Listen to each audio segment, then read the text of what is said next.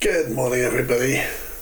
In this episode, I'm going to try and answer the question that I get asked more than any other. What is CLL?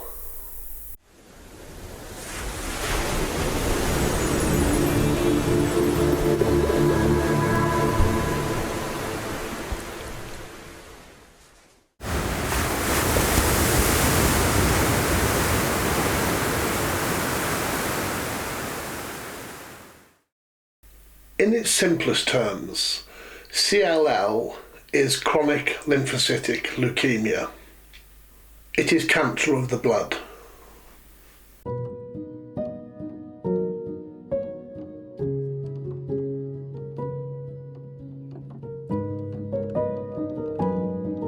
Blood is created in bone marrow, which is the soft tissue located in the middle of our bones.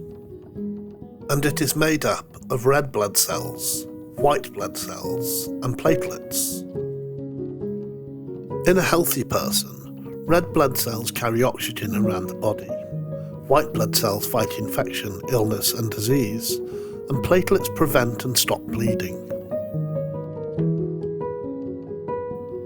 For a normal healthy person, the ratio of white blood cells to red blood cells is 1 in 600. But for a patient with CLL, that ratio is far, far lower.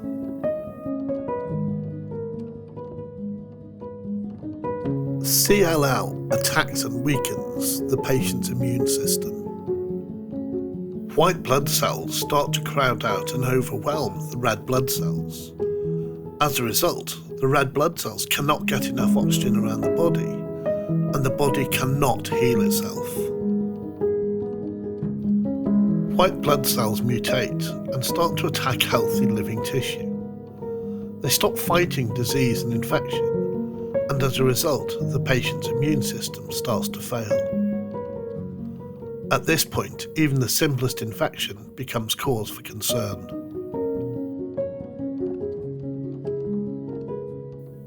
In a healthy patient, platelets will bind together to plug holes in blood vessels to stop bleeding. But patients with CLL produce far fewer platelets, and as a result they cannot combine together to prevent bleeding. As a result, hemorrhaging is harder to stop. For a patient with CLL, monitoring the platelet count is just as important as monitoring the red blood cell and white blood cell counts. With the blood compromised and the platelet numbers in decline, the patient's ability to fight infection and disease is severely compromised. The patient's immune system is starting to fail.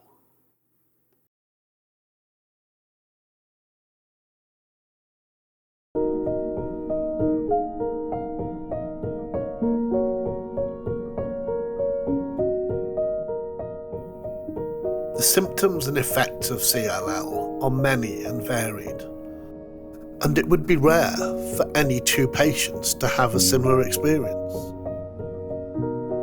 There are many effects of CLL: an inability to fight infection or disease, a weakened or non-functional immune system, severe fatigue, muscle tiredness and pain, and severe weight fluctuations, body temperature fluctuations, swollen glands, being breathless and tired, and poor sleep and night sweats. These are just some of the effects of CLL, but there are many, many more. CLL is often called a gateway cancer, in that it weakens the immune system, leaving the patient vulnerable to other illnesses and diseases. Because CLL weakens the immune system, it leaves the patient vulnerable to other illnesses and diseases. As a result, it is said that many patients die with CLL rather than from CLL. I think that is somewhat misleading, but in the final analysis, what difference does it really make?